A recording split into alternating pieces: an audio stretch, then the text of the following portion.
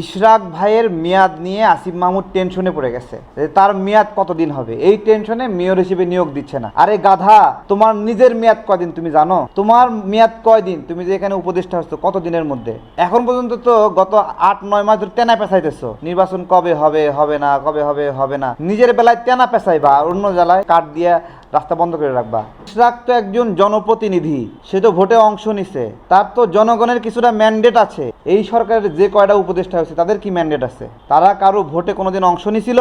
আরে তারা যে, তাদের অনেকে তো বাংলাদেশের নাগরিকই না, আমেরিকার নাগরিকত্ব নিয়ে আছে, সুইজারল্যান্ডের নাগরিকত্ব নিয়ে আছে, কানাডার নাগরিকত্ব নিয়ে আছে। বাংলাদেশের নাগরিক না হয়ে ওরা উপদেষ্টা হইতে পারবে, যেটা কোনো মেয়াদ নাই। আর আসিফ মাহমুদরা এখানে দুশ্চিন্তায় পড়ে গেছে যে ইশরাকের মেয়াদ কতদিন হবে।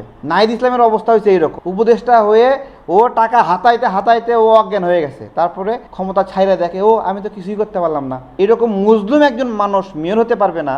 কিন্তু ডক্টর ইউনূসের ভাল লাগে কোটায়, সেনাবাহিনীর ভাল লাগে কোটায়, আসিফ নাহিদদের ভাল লাগে কোটায় কিছু মানুষ উপদেষ্টা হতে পারবে, যারা কিনা বাংলাদেশের নাগরিকই না, বিদেশি নাগরিকত্ব রয়ে এদেশে এমপি নির্বাচন করতে পারে না, জেলা প্রশাসক নির্বাচন করতে পারে না, চেয়ারম্যান নির্বাচন করতে পারে না, কিন্তু এরা বাংলাদেশের রাষ্ট্রের সর্বোচ্চ নির্বাহী হয়ে গেছে। একজন লোক মেয়র হিসেবে নির্বাচিত হলে যতদিন তার মেয়র হিসেবে থাকার কথা অধিকার, ততদিন সে থাকবে। কাট হিসাব, কাট হিসাব নাকি সে মেয়র হিসেবে নির্বাচিত হয়ে যতদিন থাকবে, তাই না? এখানে যেই আচরণগুলো করা হচ্ছে এটা প্রমাণ করতেছে কয়েকটা বিষয়। এক নাম্বার হলো এদের ঢাকা মহানগর দক্ষিণে নিজেদের মতো করে প্রশাসক নিয়োগ দেওয়ার খায়েশ, সেই খায়েশে বাধাগ্রস্ত হচ্ছে। এদের দুর্নীতি করার খায়েশ বাধাগ্রস্ত হচ্ছে। এরপরে আরেকটা প্রশ্ন সবাই করছে যে এনসিপি কোনো ভোট ছাড়া, কোনো নিয়ম ছাড়া ঢাকা মহানগর উত্তরে প্রশাসক নিয়োগ দিতে পারলো, আর জনগণ যাকে ম্যান্ডেট দিয়েছে সেই ম্যান্ডেট কারচুপি কইরা তাকে হারায় দেওয়া হয়েছে। সেই লোকটা আদালতে গিয়ে বলছে আমাকে হারায় দেওয়া হয়েছে, এটা আপনারা বিচার করেন। সেই আদালত বিচার করে দেখছে যে হ্যাঁ আসলে তাকে হারায় দেওয়া হয়েছে অন্যায়ভাবে, সে 2 লাখ, 1.5 লাখ, 3 লাখ ভোট বেশি পাইছে আরও। তাহলে আদালতকে এই বিচার করতে দিবেন না আপনি? তাহলে এইরকমভাবে যত ভোটে যত মানুষ ক্ষতিগ্রস্ত হবে, হ্যাঁ, মানে তাহলে নিয়ম কি যে একবার কেউ কোনো সিস্টেমে নির্বাচিত হয়ে গেলে আইন আদালত কিছু আর ঠেলাই করতে পারবে না? এইরকম ব্যবস্থাপনা চাই যে আদালতে আর কেউ গেলেও ওই হয়ে গেছে তো হয়ে গেছে, এত কথা বলো কেন, যাও এগুলো ভোটের বাক্স টাক্স সব বন্ধ করে রাখছে, এগুলো দেখার সময় নাই, এইরকম? তাহলে বিচারটা আসলে কি? ইশরাক ভাই সহজ সরল মানুষ দেখা এইখানে এখনও কিছু করতেছে না, এইখানে এখনও শান্তিপূর্ণ আন্দোলন আছে। এবং আপনারা আশ্চর্য হবেন না, দেখবেন যে এই সরকার এদের ওপর গিয়ে আবার মারপিট করতেছে। কারণ এগুলো তো আমেরিকার প্রেসক্রিপশনে চলতেছে, বাংলাদেশের বুদ্ধিতে চলতেছে না। আমেরিকার নাগরিকরা এখানে রাষ্ট্রের ক্ষমতা নিয়ে এনেছে খুব সুকৌশলে। বাইডেন বলছে না 29 মিলিয়ন ডলার এখানে বাংলাদেশে বিনিয়োগ করা হয়েছে বামপন্থীদের ক্ষমতায়নের জন্য। সেই বামপন্থী কারা? এই বামপন্থী হলো এই ক্লাবের মেম্বার উপদেষ্টারা, একসঙ্গে রাতে মদ খাওয়া একই ক্লাবের মানুষগুলো এখানে এসে উপদেষ্টা হয়েছে। এ ওর ভাই, এ ওর বন্ধু, এ ওর ক্লাসমেট, এগুলো মিলে এই কোটাই হয়েছে। এবং এগুলো যখন হতো না, যখন হয়নি, তখন এদের বিরুদ্ধেই কথা বলছে অনেক সেলিব্রিটি, যতক্ষণ পর্যন্ত পছন্দ মতো হয়নি।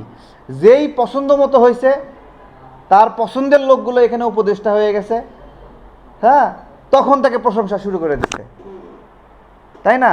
তো এই যে দ্বিমুখী আচরণ, আমাদের আচরণ একবারে 8 আগস্টে প্রথম বলছি, কেউ যদি রাজনীতি করতে চায় দল গঠন করবে, কইরে নির্বাচনে অংশ নেবে। এইটা বাংলাদেশের একটা খারাপ অধ্যায় হতে যাচ্ছে যে এরকম আচরণ এরা করছে। এই যে আসিফ মাহমুদ, মাহফুজ, এই যে নাহিদ, এরা যে উপদেষ্টা হইল, এদের মনে নির্বাচিত হওয়ার, সংসদ সদস্য হওয়ার খায়েশ, তাই তো? এখন সংসদ সদস্য হওয়ার খায়েশ হয়ে দেখেন এটা কি বাজে নজির দৃষ্টান্ত করলো যে আগে কোনো তত্ত্বাবধায়ক সরকারে, নির্বাচনকালীন সরকারে, সংকটকালীন সরকারের কেউ সরকারে থাইকা নির্বাচনে অংশগ্রহণ করার কোনো ইচ্ছা জ্ঞাপন করছে? এরা কিন্তু জানতো যে এরা নির্বাচনে অংশগ্রহণ করবে, এরা যাই না শুই না, এরা দল গঠন করবে সেটাও এরা জানতো, যাই না শুই না বুঝা এরা উপদেষ্টা হয়েছে। আবার টাকা পয়সা কামানো শেষ হয়ে গেছে, আবার সংসদের নির্বাচনের জন্য যাই আবার মাঠে নামছে। এই এই মাঝখানে নাহিদ ইসলাম, ডক্টর শাহিদ নামে একজন আওয়ামী লীগের দোসর, বঙ্গবন্ধু শিক্ষক পরিষদের, তাকে নিয়োগ দিছিল না ঘুষ খাইয়া? শেষে আমরা যখন ধরছি তখন গিয়ে বলে যে একটা মানে ফ্যাসিবাদ বিরোধী আন্দোলনের রাজনৈতিক দলের পরামর্শে তাকে নিয়োগ দিছিল। বঙ্গবন্ধু পরিষদের হলো নাম দিছে, সেই শিক্ষক নিয়োগকে সে নাম দিছে অন্য একটা রাজনৈতিক দলের নাম। আমি কই, তুমি নিজে এই কুকাম করছো, কইরা নাম দিছো একটা রাজনৈতিক দল। এই একটা রাজনৈতিক দল কোন রাজনৈতিক দল সেটা তুমি বললা না কেন? তুমি তো সব রাজনৈতিক দলকে তুমি গায়ে নোংরা লাগাই দিলা। কামটা করছো তুমি নিজে। তুমি যে নিজে যে কামটা করো এর প্রমাণ ওয়াসার নিয়োগে তোমার নাম 2বার ছিল এখানে। নাহিদ ভাই, তোমার নাম 2বার ছিল। এখন ক্ষমতা থেকে নাইমা তুমি হলো বিভিন্ন দাবি দাওয়া করতেছো। তুমি তো নিজেও এখানে দাবিতে ছিলা। ভাই, ইন্টারনেটের বিল 1 বছর আগে কি করতাম, এখন কি করতাম, দ্বিগুণ টাকা ভরেও কাজ হয় না। হয় না কেন বলেন? কেন হচ্ছে না? এরা যখন দায়িত্ব থাকে ভুলে যায়, টাকার লোভে সারাক্ষণ হাতায় হাতায়। আপনার ওই যে একটা গল্প আছে না, যে তুমি এই ঘরে ঢুকে যত টাকা বাবা নিবা, খাওয়া দাওয়া করবা নিবা। এখন ও টাকার স্বপ্নে নাচতে নাচতে নাচতে নাচতে এখানে অজ্ঞান হয়ে গেছে। নাহিদ ইসলামের অবস্থা হয়েছে এইরকম। উপদেষ্টা হয়ে ও টাকা হাতাইতে হাতাইতে ও অজ্ঞান হয়ে গেছে। তারপরে ক্ষমতা ছাইরা দেখে, ও আমি তো কিছুই করতে পারলাম না, তাই না? তো এইগুলো আমরা ইশরাক ভাইয়ের বিষয়ে বলি। এই বাংলাদেশের রাজনৈতিক প্রক্রিয়ায় যে মানুষগুলো ফ্যাসিবাদ বিরোধী আন্দোলনে অংশ নিয়েছে, তাদের প্রত্যেকটা মানুষ তাকে স্বীকৃতি দিয়েছে যে সেই মেয়র। এটা প্রত্যেকটা মানুষ, একটা রাজনৈতিক দল বলেনি। আরে ভাই, ইশরাক তো রাষ্ট্রপতির তার সহযোগিতা দ্বারা মার খাচ্ছিল, সকল নেতা পালায় যায়, সে দৌড়ায় যায়, তাকে সেভ করছে।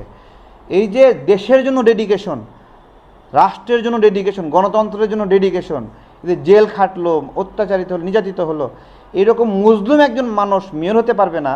কিন্তু ডক্টর ইউনূসের ভাল লাগে কোটায়, সেনাবাহিনীর ভাল লাগে কোটায়, আসিফ নাহিদদের ভাল লাগে কোটায় কিছু মানুষ উপদেষ্টা হতে পারবে, যারা কিনা বাংলাদেশের নাগরিকই না, বিদেশি নাগরিকত্ব রয়ে এদেশে এমপি নির্বাচন করতে পারে না, জেলা প্রশাসক নির্বাচন করতে পারে না, চেয়ারম্যান নির্বাচন করতে পারে না, কিন্তু এরা বাংলাদেশের রাষ্ট্রের সর্বোচ্চ নির্বাহী হয়ে গেছে। কেউ আমেরিকার নাগরিক, কেউ অস্ট্রেলিয়ার নাগরিক, কেউ সুইজারল্যান্ডের নাগরিক। এই হলো অবস্থা। ভাই, আমরা একটা জিনিস দেখলাম যে সার্জিস হাসনাত ভাই বলছে